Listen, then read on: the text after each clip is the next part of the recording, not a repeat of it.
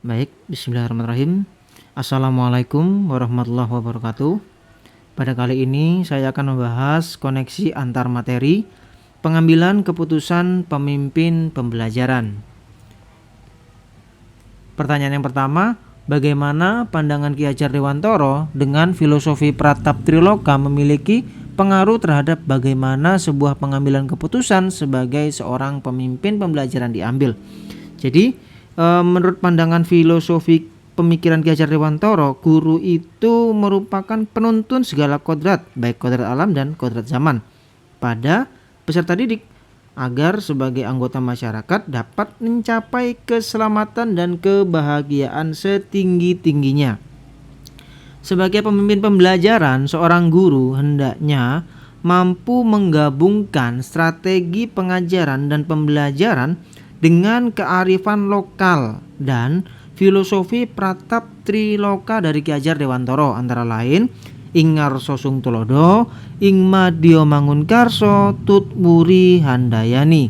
Jadi di sini semacam ada pergeseran paradigma di mana guru tidak lagi bertindak sebagai sumber utama informasi dalam proses pembelajaran, tetapi lebih berperan sebagai fasilitator dan mitra belajar bagi anak didik.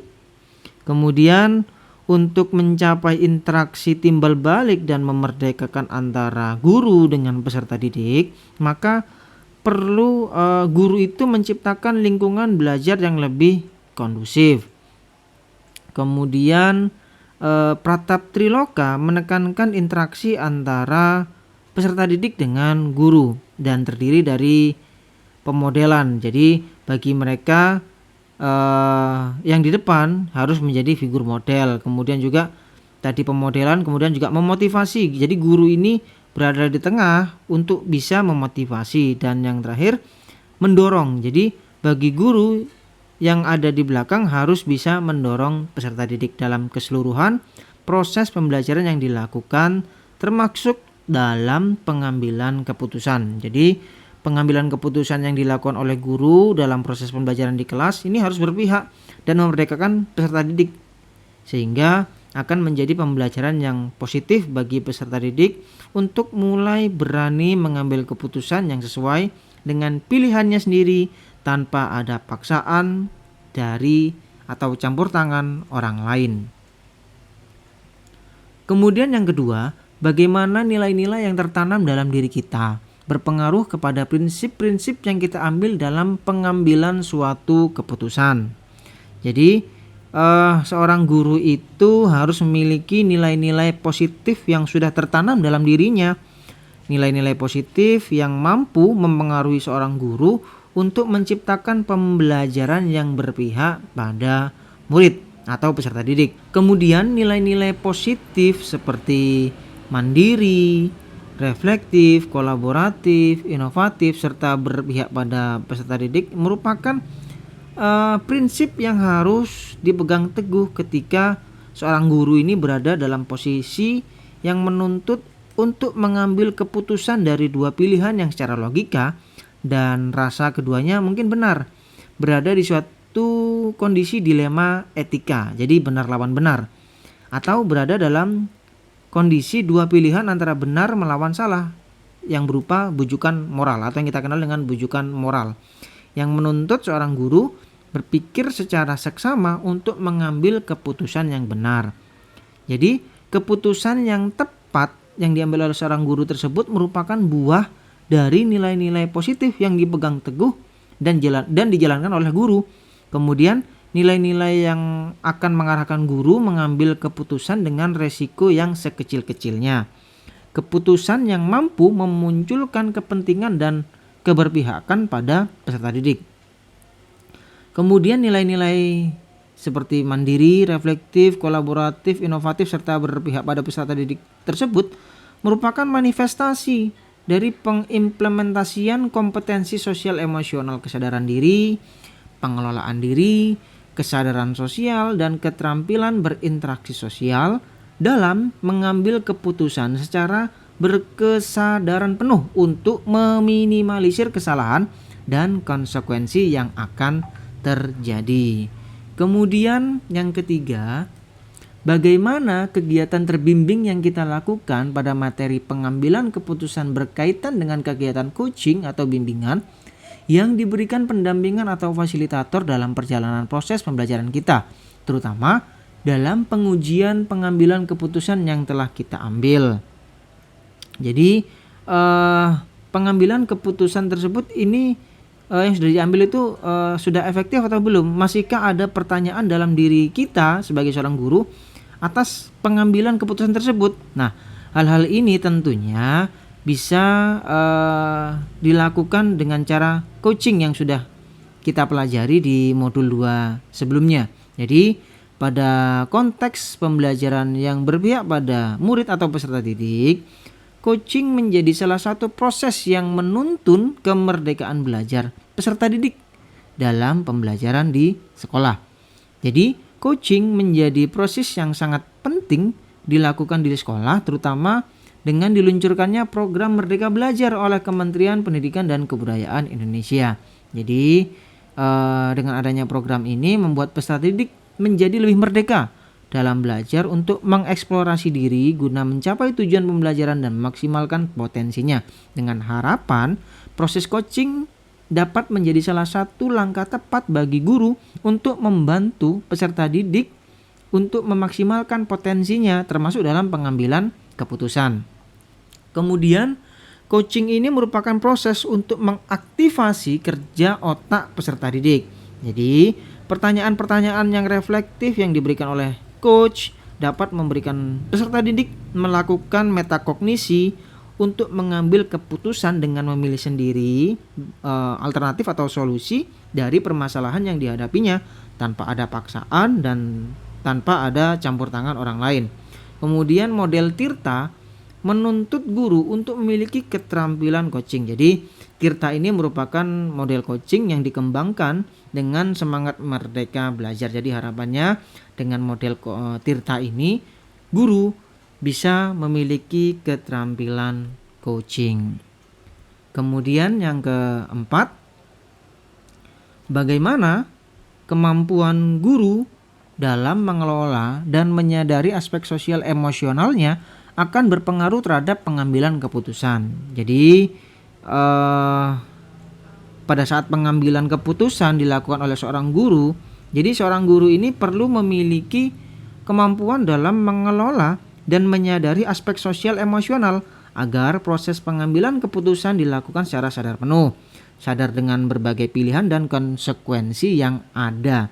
Jadi, ketika seorang guru telah menguasai pengetahuan dan keterampilan serta sikap positif mengenai aspek sosial dan emosional, maka di saat mengambil keputusan, jadi ada tujuan yang diharapkan adalah tujuan positif. Putusan yang diambil juga harus dapat dipertanggungjawabkan. Kesadaran akan aspek sosial emosional di saat mengambil keputusan juga dapat menekan perilaku seorang pendidik, terutama saat dihadapkan permasalahan yang mengandung dilema etika. Di saat guru dihadapkan pada kasus tertentu yang menuntutnya untuk memberi keputusan, kemudian mekanisme otak akan mengarahkan diri untuk berhenti, kemudian menarik nafas panjang hingga memberi waktu untuk memahami dengan baik kasus yang dihadapi. Jadi, guru juga akan mencari tahu apa yang dirasakan peserta didik dan mau mendengarkan dengan penuh perhatian. Jadi, respon guru yang berkesadaran penuh inilah yang akan mempengaruhi putusan yang akan diambil. Bagaimana pembahasan studi kasus yang fokus pada masalah moral atau etika kembali kepada nilai-nilai yang dianut seorang pendidik. Jadi, keberpihakan dan mengutamakan kepentingan peserta didik dapat tercipta dari tangan pendidik atau guru yang mampu membuat solusi tepat dari setiap permasalahan yang terjadi. Jadi, pendidik yang mampu melihat permasalahan dari berbagai kacamata dan pendidik yang dengan tepat mampu membedakan apakah permasalahan yang dihadapi termasuk dilema etika atau bujukan moral. Jadi, seorang pendidik ketika dihadapkan dengan kasus yang fokus terhadap masalah moral dan etika, baik secara sadar ataupun tidak, akan terpengaruh oleh nilai-nilai yang dianutnya. Nilai-nilai yang dianut ini akan mempengaruhi seorang guru dalam pengambilan sebuah keputusan. Kita tahu bahwa nilai-nilai yang dianut oleh guru penggerak antara lain reflektif, mandiri, inovatif, kolaboratif, dan berpihak kepada peserta didik. Jadi nilai-nilai tersebut yang dianut oleh seorang guru akan mendorong guru untuk menentukan keputusan masalah moral atau etika yang tepat sasaran, benar, dan meminimalisir kemungkinan kesalahan pengambilan keputusan yang dapat merugikan semua pihak, khususnya peserta didik. Selanjutnya, bagaimana pengambilan keputusan yang tepat tentunya berdampak pada terciptanya lingkungan yang positif, kondusif, aman, dan nyaman. Jadi pengambilan keputusan yang tepat terkait kasus pada masalah moral atau etika hanya dapat dicapai dengan dilakukan melalui 9 langkah pengambilan dan pengujian keputusan. Jadi dapat dipastikan bahwa jika pengambilan keputusan dilakukan secara akurat melalui proses analisis kasus yang cermat dan sesuai dengan 9 langkah tersebut ya yang sudah kita pelajari sebelumnya, maka keputusan tersebut diyakini akan mampu mengakomodasi semua kepentingan dari pihak-pihak yang terlibat. Maka hal tersebut akan berdampak pada terciptanya lingkungan yang positif, kondusif, dan nyaman. Selanjutnya, apakah kesulitan di lingkungan Anda yang sulit dilaksanakan untuk menjalankan pengambilan keputusan terhadap kasus dilema etika ini? Apakah ini kembali ke masalah perubahan paradigma di lingkungan Anda? Jadi ada beberapa hal. Yang pertama, kesulitan atau kendala yang bersumber pada diri pribadi seorang guru dalam pengambilan keputusan. Kemudian adanya rasa takut atau trauma dari kegagalan mengambil keputusan di masa lalu. Kemudian yang ketiga, pemahaman yang tidak tepat tentang informasi yang berkaitan dengan kasus yang ditangani. Kemudian yang keempat, sering timbulnya perbedaan pandangan antara pihak-pihak yang terlibat dalam kasus yang justru mempersulit tercapainya kesepakatan. Kemudian dan pada akhirnya, apakah pengaruh pengambilan keputusan yang kita ambil ini dengan pengajaran yang memerdekakan murid-murid kita pada konteks merdeka belajar? Proses pembelajaran yang dilakukan adalah yang berpihak pada peserta didik. Karena itu, pengambilan keputusan yang dilakukan guru dalam proses pembelajaran hendaknya menuntun dan memberikan ruang bagi peserta didik dalam proses pengajaran untuk merdeka mengemukakan pendapat dan mengekspresikan ilmu yang baru didapatnya. Jadi dengan demikian murid atau peserta didik dapat belajar mengambil keputusan yang sesuai dengan pilihannya sendiri tanpa paksaan dan campur tangan orang lain.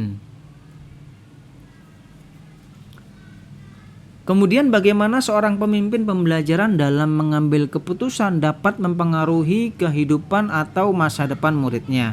Jadi ketika guru sebagai pemimpin pembelajaran melakukan pengambilan keputusan yang memerdekakan dan berpihak pada peserta didik, maka dapat dipastikan peserta didiknya akan belajar menjadi orang-orang yang merdeka, kreatif, inovatif dalam mengambil keputusan yang menentukan bagi masa depan mereka sendiri. Sehingga masa depan mereka akan tumbuh menjadi pribadi-pribadi yang matang, kemudian penuh pertimbangan dan cermat dalam mengambil keputusan penting bagi kehidupannya mereka di masa depan. Dan yang terakhir, apakah kesimpulan akhir yang dapat Anda tarik dari pembelajaran modul materi ini dan keterkaitannya dengan modul-modul sebelumnya? Jadi menurut saya dalam filosofi pemikiran Ki Hajar Dewantoro, guru adalah penuntun segala kekuatan kodrat, baik kodrat alam dan kodrat zaman pada peserta didik, agar sebagai anggota masyarakat nantinya dapat mencapai keselamatan dan kebahagiaan yang setinggi-tingginya. Kemudian sebagai pemimpin pembelajaran, seorang guru hendaknya mampu menggabungkan strategi pengajaran dan pembelajaran dengan kearifan lokal dan filosofi Pratap Triloka dari Ki Hajar Dewantoro, ing ngarsa Sung Tulodo, ing Madya Mangunkarso, dan Tutwuri Handayani. Kemudian adanya guru tidak lagi bertindak sebagai sumber utama informasi, dalam proses pembelajaran, tetapi lebih berperan sebagai fasilitator dan mitra belajar bagi peserta didik, termasuk dalam hal pengambilan keputusan. Jadi pengambilan keputusan adalah memilih salah satu alternatif dari alternatif yang ada dalam pengambilan keputusan. Sebagai pemimpin pembelajaran, tentunya nilai-nilai diri yang tertanam dalam diri guru akan sangat berpengaruh dalam pengambilan keputusan. Itu tadi koneksi antar materi yang bisa saya bahas. Mohon maaf apabila ada salah-salah kata. Saya akhiri. Wassalamualaikum warahmatullahi wabarakatuh.